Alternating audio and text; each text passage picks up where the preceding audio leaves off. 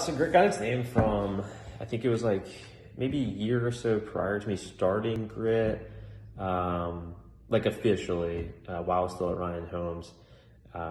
We were at a New Year's Eve party, I believe it was cold out. I remember that, and I believe it was New Year's Eve. But my friend Ralph, we were outside, we're all sitting around a fire pit, and he was going around kind of saying like, what's everyone's goals for the new year? And he's like, I'll kind of start, and I'll give you kind of like what I think each one of you are, and I don't know how it really came up, but this is like part of the conversation. He went around, and I was kind of like the last one, and he said he knew I was working on real estate deals.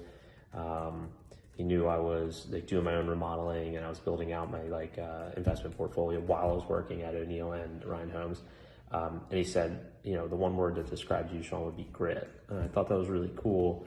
I didn't really 100% know what the word meant. And I knew like gritty. I think that's really neat. And then later on, my wife was like, I'm reading this book by Angela Duckworth. It's called Grit. And I was like, this just like seems like I gotta like look into this. And I kind of did. I really liked it. And I thought it really stuck with me. Grit in general just means like sticking with long-term goals, and being persistent, which I think like, I always refer to myself as like a cockroach. Like I'll never die, and I'll never not pursue my things. Like I'll keep coming back.